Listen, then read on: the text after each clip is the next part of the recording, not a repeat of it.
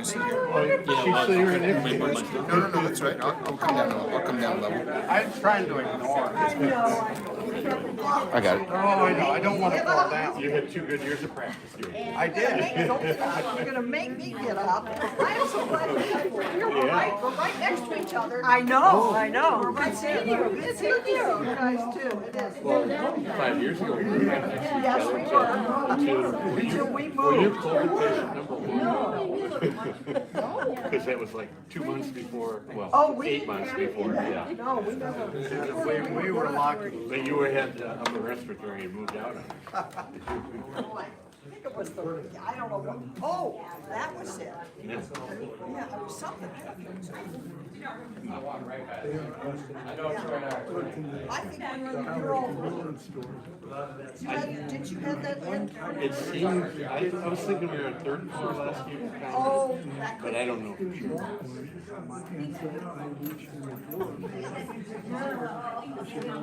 I don't know what to do with that. Yeah, I don't know, yeah. That's great. All right, well, welcome everyone to One Golden Scots, but also our Conspiracy Theories in American Society session. Andre Audet is our associate professor in our political science department. He's originally from northern Wisconsin and earned a BA in political science at the University of St. Thomas in St. Paul, Minnesota, and a master's and PhD in political science from the University of Notre Dame in Indiana. So he traded the Fighting Irish for the Fighting Scots and moved to his 4th Midwestern state when he joined Monmouth College back in 2017. Also, he is the current Hatch Award winner from last fall, too. I wanted to throw that in there because it's a very good award. So, on campus, Andre is a pre-law advisor and teaches courses in American politics, constitutional law, and political psychology.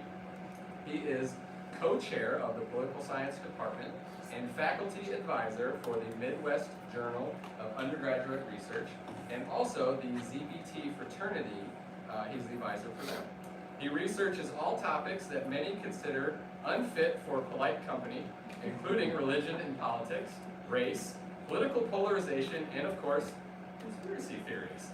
Outside of work, Andre also plays the piano for organizations around Monmouth, writes short stories and poetry, and enjoys spending time with his wife and 2 children. So please join me in welcoming Andre.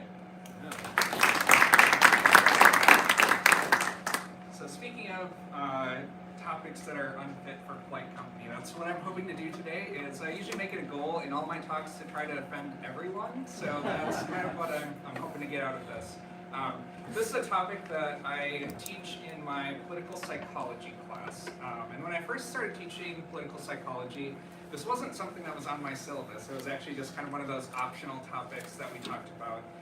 But over the course of my career, I've kind of worked it in as a permanent feature in my political psychology course because, one, conspiracy theories have kind of proliferated in society in recent times. But 2, it actually teaches us a lot about the human mind. And so I'm going to dive a little bit into some psychology today in addition to some of the fun conspiracy theories we're going to talk about along the way. So our agenda, we're going to talk about what conspiracy theories are. We're going to talk about who believes in conspiracy theories. We'll talk about why they are so popular and how conspiracy theories affect society. But before we get there, I have a few stories that I have to tell you. I have a few props too. As you know, it wouldn't be a good conspiracy theory. Protect you from the gamma rays. You never know who's listening.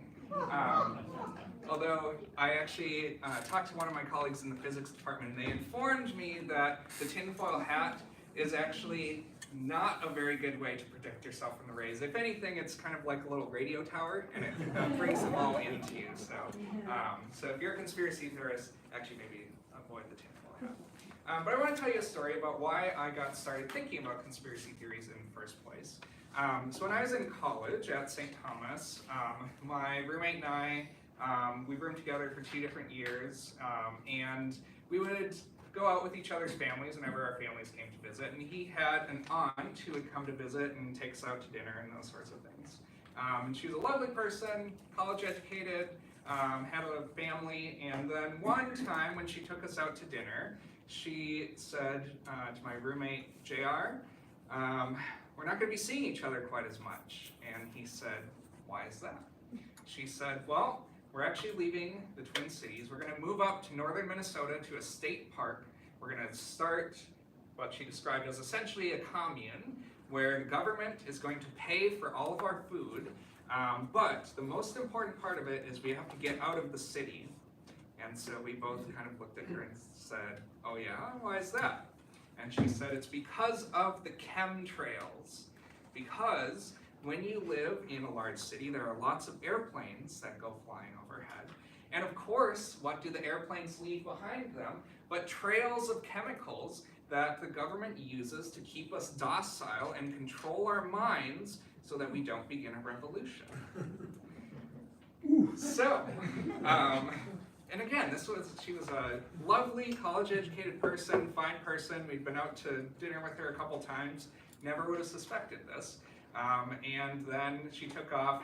As it turns out, the government doesn't pay for you to live in state parks and doesn't pay for your food, so it didn't last very long. But that was kind of my first exposure to like a real conspiracy theory that someone deeply believed in and that they wanted to pursue. They were willing to give up their life, their home, everything in order to pursue leaving the chemtrails behind.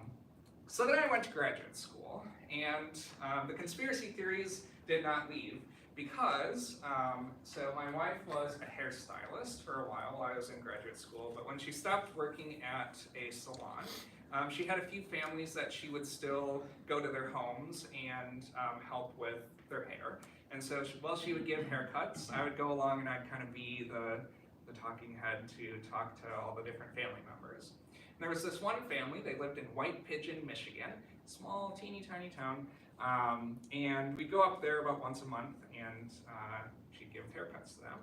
And so she was giving a haircut to the wife, Mary, and her husband, Damien, was sitting there with me, and he said, Andre, you're a political scientist, which never starts off good. Those are not good conversations to have. But he goes, Andre, you're a political scientist. What do you think about the European Union? And I said, I don't know, I mean, it's a group of states, and kind of gave the textbook definition. He said, no, I mean, what do you think about the fact that they have been behind all of the major events in world history recently? So I did the annoying political science thing. I said, oh, interesting, tell me more about that. And so he told me how the European Union was behind 9/11. They were behind the JFK assassination. They were behind the Great Depression, which, keep in mind, the European Union didn't actually exist at that time. But the European Union is this one world government that has been secretly directing all of the major world events. These people had master's degrees, they ran their own business, they were very successful enough to pay someone to come to their house, cut their hair. And so these were, again, well-educated, perfectly well-adjusted people who just happened to believe in this conspiracy theory. And so this got me even more interested in studying this, and so my research kind of took a turn and I started doing a little bit more work on this. And one more story. So when I first started at Monmouth College, I used to go to this conference, also in Michigan. It was on the shores of Lake Michigan, and it was kind of colloquially called Teacher Camp. It was a college teaching conference, and you'd get a bunch of college professors together to talk about teaching. And they had a little bit of free time where you could go walk along the lake, you could go horseback riding, they had a little art house type thing, and you could go and do artwork. So I was sitting in the art house with another history professor, and she said, Andre, you're a political scientist. So I knew what was coming. She goes, Andre, I've watched all the tapes. 9/11 was an inside job. It was George W. Bush who put a bomb beneath the World Trade Center so that he could get us involved in war so we could go take the oil in the Middle East. Which this is actually a very common conspiracy theory, as we'll see shortly. But she said, I've watched all the tape. There's no way that the towers could have fallen just from an airplane hitting it. which my kids love playing with magnetiles, and they build these tall towers, and then they throw things at them, and so I know the physics behind it. It is possible, but maybe that's just a subjective opinion. But this was someone who had her PhD in history. She was a college professor educating the minds of young people. They're telling me about this conspiracy theory. And the other people that we were sitting with, they all said, oh yeah, we've seen all the tapes too, and like, there's no way that was gonna happen. And so I'm sitting there, just be quiet now, wondering, what is it about conspiracy theories that are drawing together all of these people who are, again, very well educated, critical thinkers, people that are successful? Why are they believing in these types of conspiracy theories? So that's part of what motivates what we're going to do today. But before we get to that, I'm sure that you all have some conspiracy theories. Maybe we have a chance to hear from one or two of you all. Do you have a favorite conspiracy theory that you have heard, or maybe that you believe and want to share with us?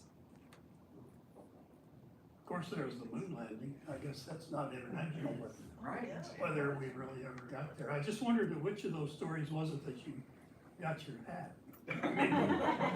Yes. Well, this is important for all conspiracy theory stories. But yeah, the moon landing was faked. We didn't actually go there. It was a movie production team that put together the. In Arizona, yeah. Back in the late 60s, when many of us were in college here, a friend of mine who lived over by Knoxville had some relatives from Arkansas visiting, and they asked him if he understood the paintings on the overpasses. And he said, paintings on the overpasses, and they described the graffiti, and he said, that means something. And they said, oh yeah, that's the way the communists communicate with their cells.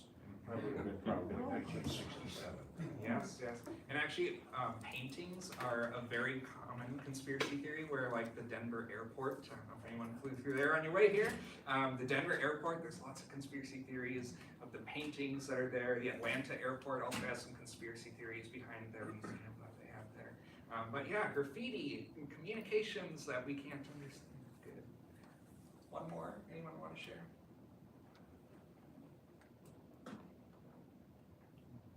And we've got the classics. Bigfoot, the Loch Ness Monster, all this. Wait a minute, Loch Ness, I'm not so sure about. Okay. Being a good Scot, you know, Yes. you gotta believe in one of them. I'm Oh, picking yeah. the Loch Ness. Yeah. one. I'll take Scotty the Unicorn, but we'll see. Did somebody say good scotch? Later. Oh, okay. So, we know that conspiracy theories have been around for a long time, and there are new conspiracy theories that come up every day. These are just a few kind of recent ones. So there was, does anyone know the company Wayfair? They're kind of like the Amazon of furniture. They sell these big, large storage closets that happen to have the same names as some missing children. And so online there was this conspiracy that Wayfair was actually a human trafficking organization that was selling children. It was debunked within 24 hours, but this was a big thing for a while. In the last Super Bowl, there was a conspiracy that Taylor Swift was getting all this attention because she was going to go on national television and endorse Barack Obama, and that was going to throw the election endorse Joe Biden. Sorry, it was going to throw the election in Biden's favor. Also didn't end up happening. That Bill Gates and the COVID vaccine, Bill Gates was microchipping all of us so that they could steal our genetic information. Lots of different conspiracy theories that pop up all the time. So what are conspiracy theories?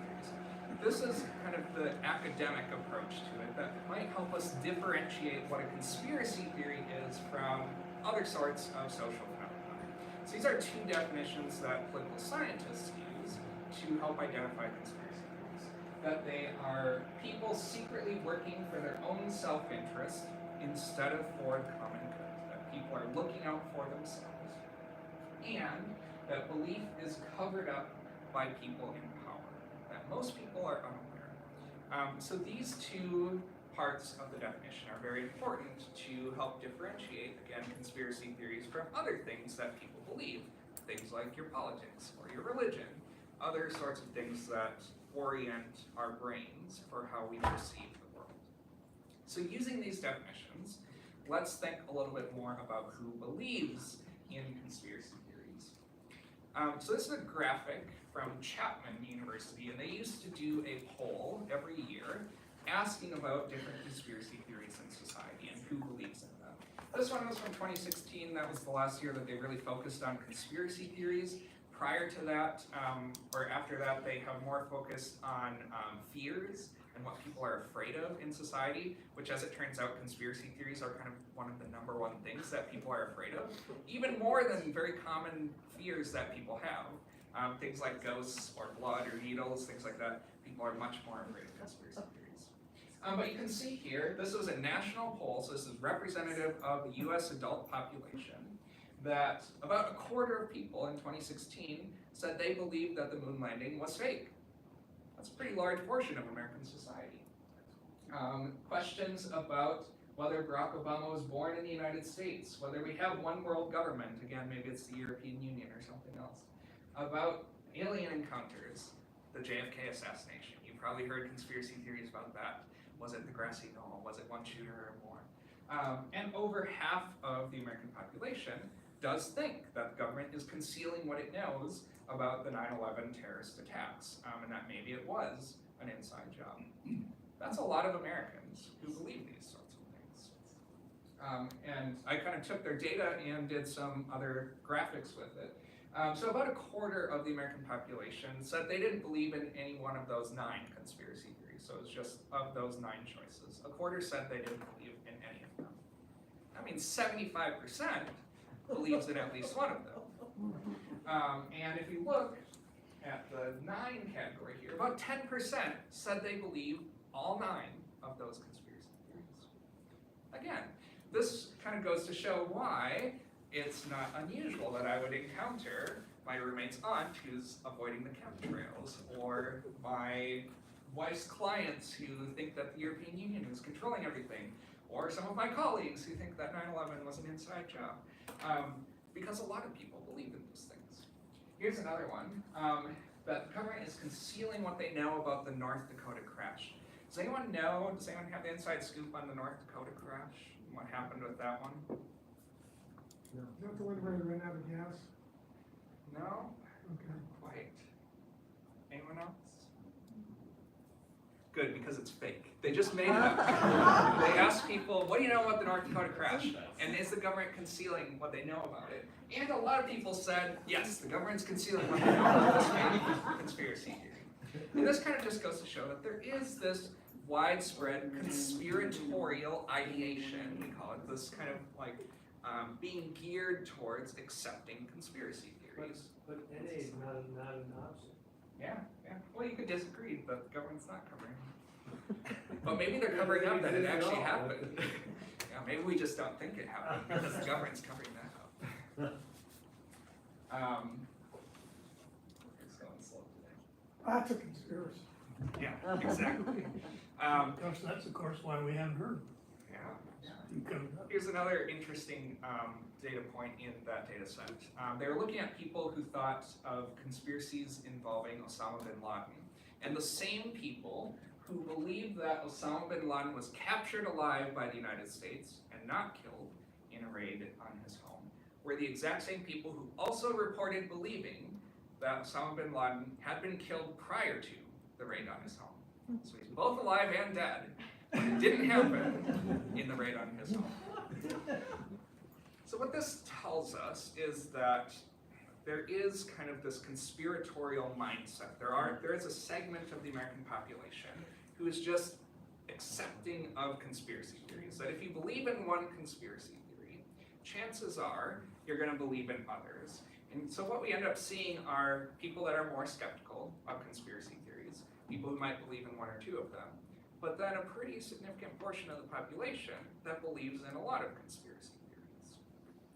So what we ultimately conclude then is that this is something that is pretty widespread in American society. And this is the part where I'm hoping I'm going to offend just about everyone in the room, and at least a little bit, because we know that it doesn't really matter what your partisanship is. I'm a political scientist, so I care a lot about political parties. Both Republicans and Democrats believe in conspiracy theories. on the Republican side of things, these are pretty commonly held conspiracy theories that Barack Obama was not born in the United States, that the Obamacare legislation was going to set up death panels where the government would determine who lives and who dies. QAnon, which is kind of this online conspiracy that they release information about the deep state attacks on Donald Trump and how different Democratic politicians are actually running a child pedophilia ring in Washington, D.C., where they consume the blood of young people in order to stay in power. And this is a pretty common conspiracy theory in American society today. And it's, somewhere around a quarter of, 10% to a quarter of the population who are open to this conspiracy. And that the government knew about 9/11. So if that doesn't offend you, let's go over to the other side. And the Democrats, that the government breached the levees during Hurricane Katrina to specifically flood poor areas in New Orleans and to save richer areas. That Republicans stuffed the ballots in Ohio in the 2004 election, effectively stealing it from John Kerry and giving it to George W. Bush. That Russia changed vote totals in the 2016 election. We know that they did try to interfere, but the evidence does not suggest that they changed the vote totals in favor of Donald Trump in 2016. And that the government knew about 9/11. That's actually a pretty bipartisan conspiracy theory. So it actually does not matter which political party you are in. Your co-partisans probably believe in some conspiracy theories. And so again, what this ultimately leads us to conclude is that who believes in conspiracy theories? Actually, most people. If we were to go beyond the 9 that we have here in that poll, if we go beyond the common ones on both political parties, most people probably believe in a conspiracy theory.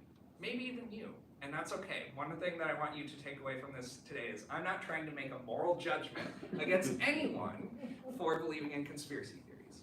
And in fact, most people, when I give this presentation, they say, so what conspiracy theory do you believe in? And I probably can't pinpoint a single one off the top of my head, but I probably do believe in conspiracy theories. Like there probably is one, because I'm kind of skeptical of the government too. I have the same sort of mindset. And so there probably are some conspiracy theories that I'm open to believing. Most of us do.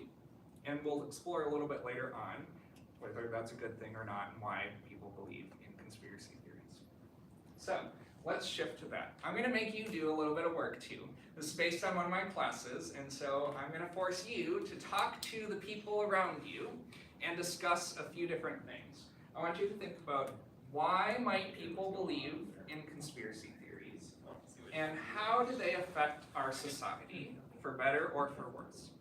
But especially that first part, if you want to focus on why do people believe in conspiracy theories? What draws our brains to this conspiratorial mindset?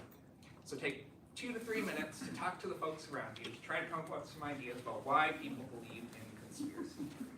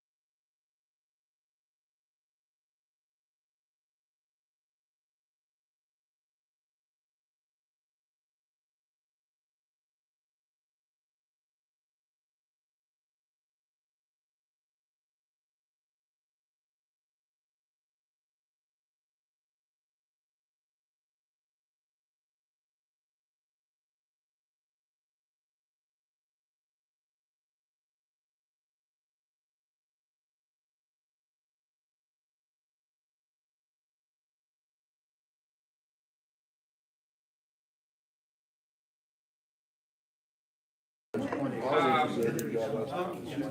wanted to especially focus on this first question. We're going to come back to the second question, but I just wanted to gear your brains towards that. I'm all about those psychological tricks, being a political psychologist. But we're going to focus on the first question for now. And I'll just say, your Monmouth education paid off because you all were saying some really smart stuff, including some things we're going to talk about in a little bit. So kudos to all your professors that taught you well, taught you to be good critical thinkers. So let me turn it over to you. Why do people believe in conspiracy theories? What do you come up with? Fear. Tell us a little bit more about that. Well, just that they fear something is going to happen, and they hear these theories, and they're afraid, I don't know, to face the truth.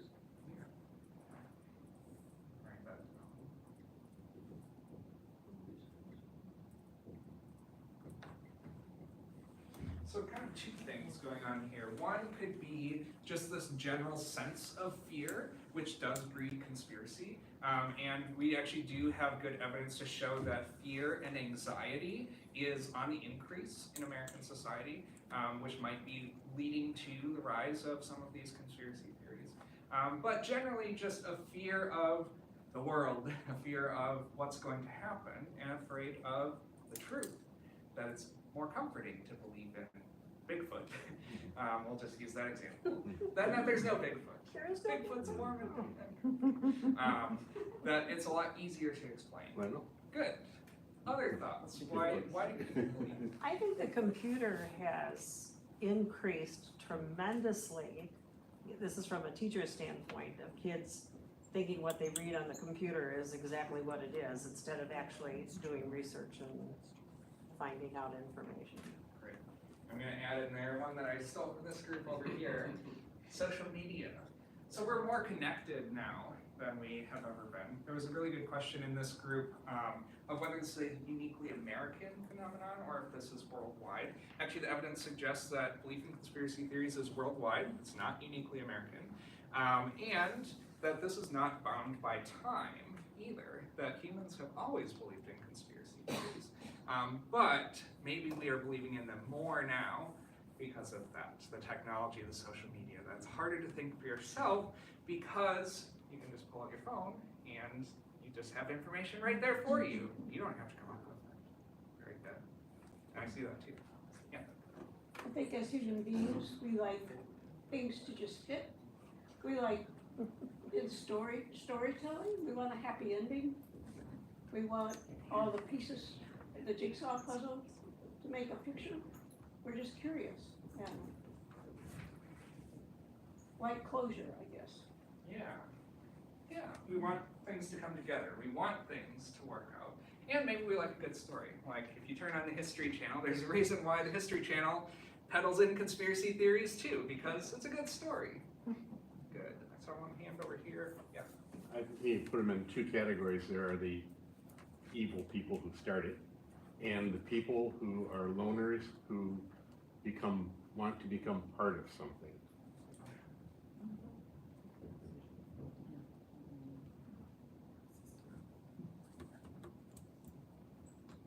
I'm going to focus especially on that second part here, that you want to be part of something. That, there's some comfort in believing in aliens because there's lots of other people who believe in aliens. And so you can go to alien conventions and storm Area 51 to figure out what's going on there. You want to be part of that. Hand over here, I think. Go ahead. I think it's an ego boost for people to believe that they know something that most other people don't know, that they have the inside scoop, that they are special. Right. The JFK assassination. I know what actually happened. All you out there who haven't really studied it, you don't know. But I know the truth. I know what actually happened. Any other thoughts? It's heavily related to gossip, I think. Yeah, tell us a little bit more about that. Well, maybe gossip is a less dangerous belief than conspiracy theory. But a lot of people love to gossip.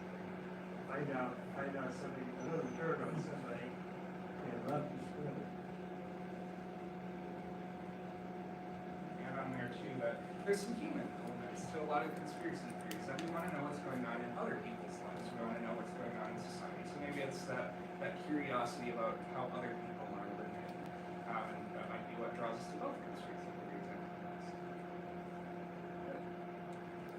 Well, I am impressed. This is a really good list, and so you can do the talk for me for the rest of the time because you covered a lot of the things I'm going to say too. There's one sort of a related notion to my wife's comment about, but I guess just collectively called the great dumbing down. I mean, people want to be given information. That's the scary part of social media, I suppose, but being told how to believe, that almost implies authoritarian kind of a mindset. Yeah, it's easier to believe in conspiracy theories than to do the hard work of sitting down and critically thinking and analyzing information. I love this comment as someone who cares a lot about critical thinking, that it's just easier to believe in conspiracy theories than to do that hard intellectual labor. I'm gonna force you to do the hard intellectual labor. Well, I still have a hard time convincing my 6-year-old grandson that there are no Martians, because in books, there are Martians all over the place. I mean, like, whatever we read, I always have to tell him, that's not really there. I mean. How do you know that? Yeah. So maybe why that is, They want you to. they're also kind of fun. I have a little Bigfoot statue in my office. I've been doing this long enough now. Whenever my kids, they love coming to my office because they love playing with the Bigfoot statue. They love playing with all the little things that I've got going on. The conspiracy theories are kind of fun. They, again, why do we watch it on the History Channel? Why do we learn about aliens if they don't even exist? Because they're fun. We write stories about them. There might be that human storytelling. All right, well, let's keep going forward. Might have just seen. I think part of it's last fun. What just came to my mind, and I'm recalling, like Rod Serling's Twilight Zone. What made that appeal to us? But that's kind of along the lines we're talking here, I suppose. Yeah, there's all these stories, the human element. Last one, then we do have to move on. Yeah, I wonder if mythology, Greek mythology, Roman mythology, if that came out of similar origins to why we have conspiracy theories. Yeah. I really want to explain things. Exactly. So actually one complicated question that I get as someone who studies both this and religion and politics is how do we separate this out from religion? They're both kind of this ideology, the way that we approach the world. I do think there are some differences between them. And going back to the definitions of conspiracy theories, I think that helps us explain a little bit. But I think we could look back to the Greeks and the Romans who didn't treat their religion the same way we treat religion today. And they probably do have some similar elements. And admittedly, religion, speaking as someone who studies religion and politics and is a religious person, it has a lot of these same elements to conspiracy theories, the same kind of intellectual draws to them. And so I think there is kind of this common psychological response that we have to it. So why do so many people believe in conspiracy theories? Let's take a look at what the political psychology literature says. So there's actually a long history of studying conspiracies and conspiratorial elements. So there's a famous book, The Paranoid Style in American Politics, that has been around for a while. Maybe some of you read it in a political science class here, maybe not. But this research suggests, and for a long time has suggested, that again, both political parties are guilty of believing in conspiracy theories. It's both the masses, so we, the average American, and the elites, the people that are at the top in the government, they're not immune from believing in conspiracy theories either. And part of this is the psychological response that we have, that it is part of our identity. And some of this research suggests that it can actually be pretty coherent, and maybe even, if we want to call it this, rational to believe in conspiracy theories, that it can be a good thing. And this is the part where I, again, say, I'm not making a moral judgment. I'm not judging you if you believe in conspiracy theories, because that could be actually a very helpful evolutionary adaptation that our brains have made in order to get through society. So there's a common quote that we use in studying this stuff, and my other colleagues who study conspiracy theories, we say conspiracies are for losers. Not that we're talking about people who are losers because you believe in conspiracy theories, but that conspiracy theories are a psychological tool that we use to attack and defend against people in power, specifically when we ourselves feel powerless. So, there's lots of evidence to show that people whose political party lost in the last election, they are more prone to believe in conspiracy theories because they have just found themselves out of power. And so, after the 2020 election, this is why we saw a rise in conspiracy theories in the Republican Party, because they had just fallen out of power. And it's hard to come to grips with the fact that you are no longer in power. But we could say the exact same thing about Democrats in 2016, when we also saw a rise in conspiracy theories among Democrats, because they had just fallen out of power. There's no way that their candidate, Hillary Clinton, who'd been leading in the polls for so long, could have lost that election. Must have been a conspiracy. And again, this is why our brains are helping us to get through society. We're seeking to explain something that doesn't seem like the way the world should work. And so who are these losers? Us. We are the losers. For these reasons. Because I don't know about you, but there are some things that happen in the world that I don't like. Sometimes the world is a very sad, outrageous place. And it causes grief, it causes rage, it causes uncertainty. All of those sorts of emotions that we feel, we have to find some way to deal with that. Because if we didn't, we just walk around as a basket case, like having to deal with the world that is sometimes unreasonable. And conspiracy theories can help us do that. There are other psychological tools and coping mechanisms that we use, but conspiracy theories are one of them. We can take an unreasonable world where sometimes planes crash into buildings and thousands of people die. And we can make it reasonable. We can say, well, that can't be a logical explanation. That can't be the way that the world works. Instead, there has to be a cover-up, because it helps us get through that emotion and that grief that we feel. And so lots of different conspiracy theories. I mean, there are lots of conspiracy theories around school shootings and other terrible, terrible things that should not happen in this world. And yet, conspiracy theories rise out of them to help us deal with that psychologically. We want to see the connections. So we see, again, some of what you said here too. We want to see the pieces fit together. We want to make the world more rational in our brains, because all these things that are working independently from each other, they shouldn't just be happening independently, like everything's focused on this one. Conspiracy theories are essentially, by definition, unfalsifiable. If you ever talk to someone who believes in a conspiracy theory and try to convince them otherwise, you know that they will dig down even deeper and support that conspiracy theory even more. It's called the backfire effect. The more you try to convince someone who deeply believes in a conspiracy theory, the more they entrench their beliefs and actually believe it even harder. Because, again, it's a psychological coping mechanism that if you take that away from someone, then you're just left with grief and the world.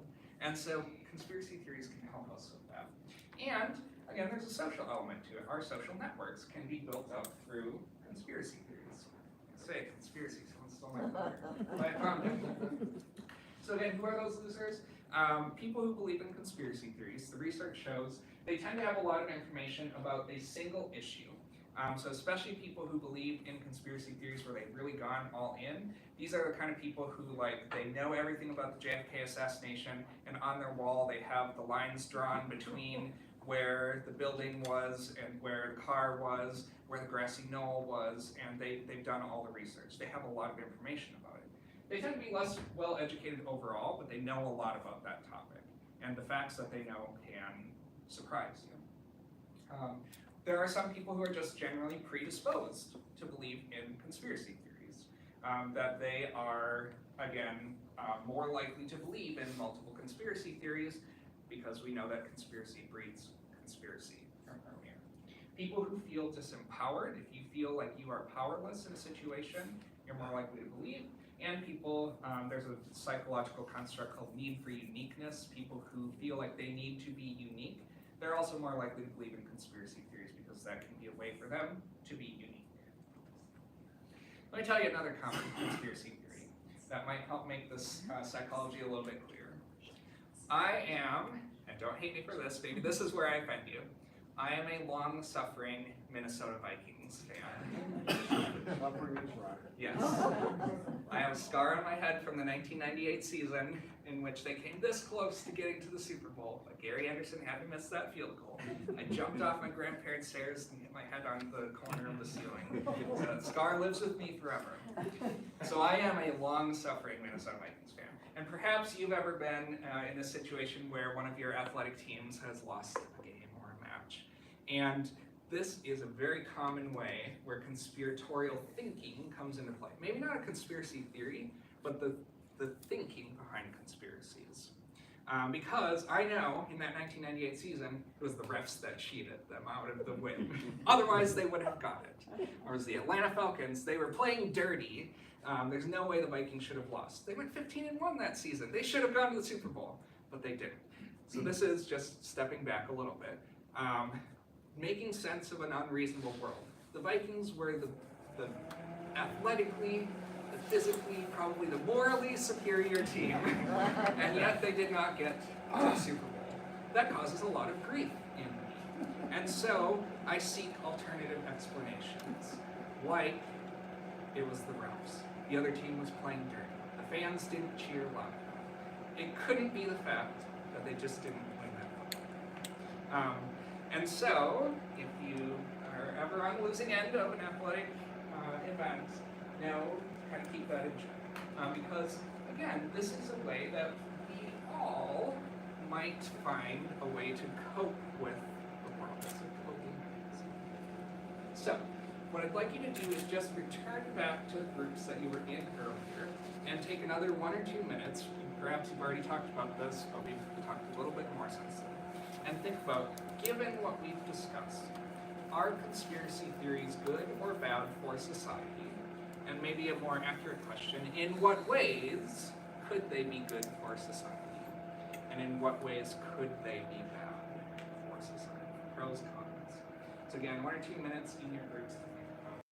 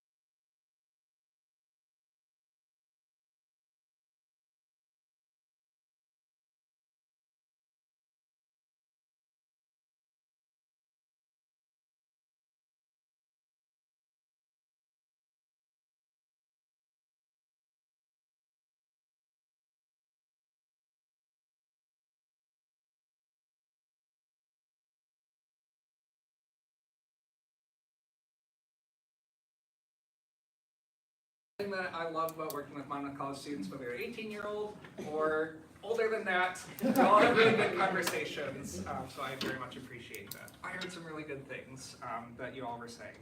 I want to just get 3 things on each side, if we can do it. The harder one is on the pro side, honestly, after everything we've been talking about. But there are some pros to conspiracy theories too. So let's see if we can get 3 pros to conspiracy theories. Loyalty, say to the Vikings, loyalty for your team, Sure. sticking up for them. You know, there had to be something going on because they're great, they can't lose. And if we look like through an evolutionary psychology perspective, loyalty is very important to humanity. It causes us to be loyal to our families so that when we have kids and they're screaming in our ears, we don't just leave them on the side of the road. Loyalty is a... Oh, you're not supposed to. That's a good clarification. Good clarification. You do look good. It's a coping mechanism. Very good. So what we were just talking about, it helps us get through the world. It makes us more curious. So if you hear conspiracy, if you hear something that you think is a conspiracy, but you decide to really do research on it, you maybe find that it actually is true. Sure. And then that gives you good journalism. We kind of talked about that with this group back here too, that sometimes conspiracy theories do turn out to be true. And then it is actually really important that people have drawn those connections together, that we can track things down, that maybe we should be skeptical sometimes. What about the cons? Limiting us to 3. What are 3 possible cons? Division. Yeah.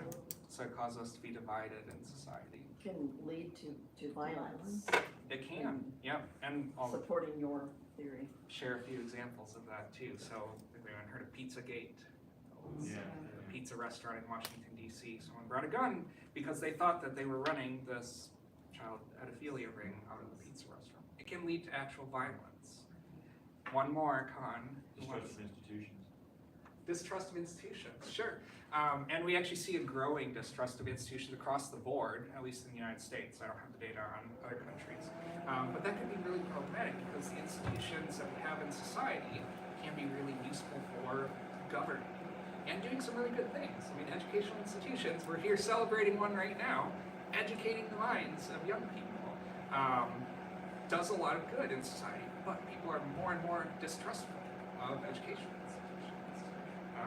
So conspiracies, I gave you the 3, I'm going to give you some of my 3. So pro, they can be fun, actually. I talked more about the dark side of things, but like, I'm down for a good Bigfoot hunt. They help us cope and feel good. That is really important. Again, I don't think we should be judging anyone for believing in conspiracy theories because we all have to get through the world. We all have our own ways to do that. Maybe your ways are different than my ways, but we all have to do it, and maybe this is the way. And again, like you said, being on guard, being skeptical is useful. I mentioned before, I don't know exactly what conspiracy theories I believe, but I am actually kind of skeptical of the government sometimes. And I do think it's useful to kind of be on guard against possible abuses of power. So, the cons. It does generate anxiety and pessimism about the state of the world, pessimism in our institutions. It can lead to public policies that are in opposition to science or even reason sometimes, and it can lead to prejudice and violence. So again, there is kind of this dark side of conspiracy theories. And just a few examples of that, you're probably familiar with some of these at least. The idea that vaccines cause autism, for example, and as a result, we've seen people who are not vaccinating their children, and we have measles outbreaks in the United States again. GMOs, maybe this is where I'm going to offend some people too, genetically modified organisms. The scientific literature so far suggests that GMOs are perfectly healthy and fine to eat, but the European Union has banned them entirely because they're afraid of that technology. And so perhaps people are going hungry because we cannot use genetically modified organisms in our food supply. My brother lives out in Portland. They don't put fluoride in their water because fluoride is, of course, the government controlling our minds with these chemicals they're putting in our water. But it has really negative consequences for people's teeth there. And then, of course, COVID. We're probably familiar, we've lived through these different conspiracy theories. and can have some pretty negative effects. I wanted to show you one graphic that I love. I just find it fascinating. So this was looking at the microchipping phenomenon. There's lots of data here, like if you wanted to look at this later, I'll put it back up. But my favorite part is people who say the government is using the vaccine to microchip the population, and then how many of those people actually received the vaccine. My favorite are the people who say that the government is using the vaccine to microchip the population, but they got the vaccine anyway. 10% of the population in there. Just in case? They're just excited about the Are they hedging your bet? Maybe. So I just kind of find that kind of fascinating, like some of the logical inconsistencies there. But it does turn out to be the case that sometimes conspiracy theories are right. And just for the sake of time, I'll share just like one or two examples here. So the government has actually used chemicals against American citizens without their knowledge. So maybe it's good to be skeptical. They have actually infected people with illnesses so that they can run medical tests on them.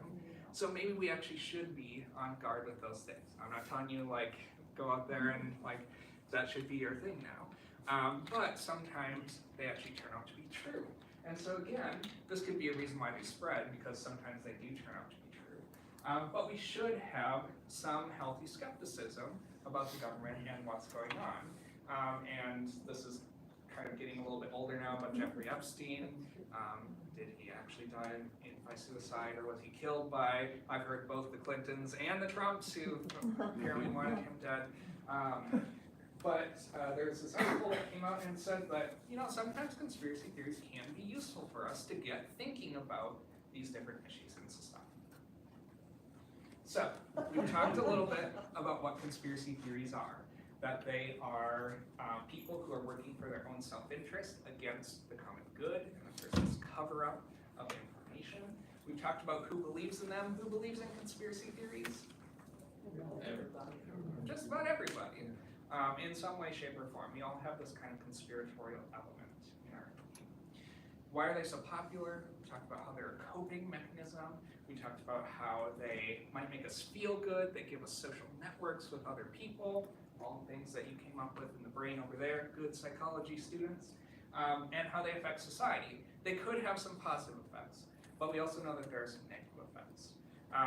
There are some positive effects to them, though. How'd you get your wife to pose for that picture? Yeah. Well, this is just me in a wig. So there are some benefits of studying conspiracy theories. So if you'd like to get into this business, I got this email shortly after doing a project with an invitation to join the Illuminati. All I had to do was email this address and I could be rich within a week. I didn't know it was that easy to become part of the Illuminati. You just wait for the email address. But the real benefits are what I get to do here with students. So this is kind of the final like Monmouth College pitch sort of thing in my talk. So I have been studying conspiracy theories for a long time, even before I came to Monmouth College. But I've also had the opportunity to work with some really great students on research projects involving conspiracy theories. Particularly this group, which in 2022, they were part of our SOPHIA program, which is Summer Opportunities for Intellectual Activity. And it's a program that we do in the summer where students get to come to, incoming students get to come to campus 3 weeks early and work on a research project with a professor and a current student. And there's small groups, so my group here, I had 5 students working with me. And we did a project on conspiracy theories to look at the effect that conspiracy theories have on political polarization. So as was said earlier, maybe conspiracy theories divide us in society. And so we wanted to look at what effect psychologically it had on polarization. And we did find some interesting stuff that Republicans and Democrats, although we all believe in conspiracy theories, they process in their brains, go through this psychological process differently in how they're responding to different conspiracy theories, and whether they are more responsive to conspiracy theories about institutions and the government, or societal or interpersonal conspiracy theories. There's some conflicting literature on whether Republicans as a group are more conspiratorial than Democrats. Lately, that literature has been trending more towards that there is no difference between the two partisan groups, and that just depends on who's in power at a given time. Our research kind of backed that up as well. And we found that when it comes to conspiracy theories, these are not the reason for political polarization.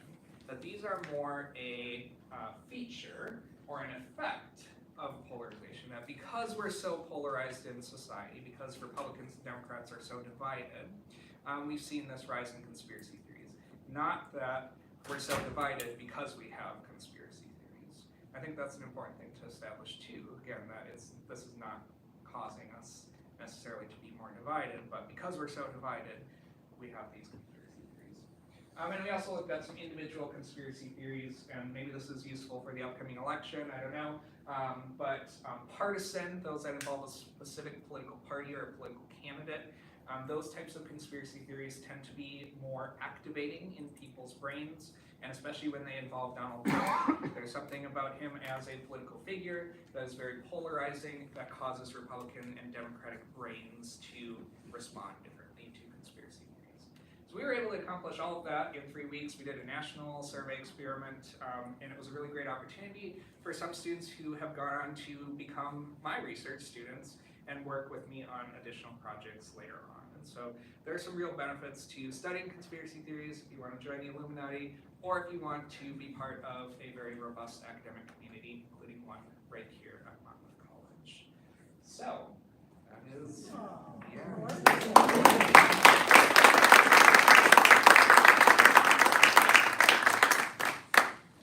So I left you only like 2 minutes or so for questions, or if you want to stick around after, I'm definitely happy. Is that going to replace the Monmouth College freshman beanie?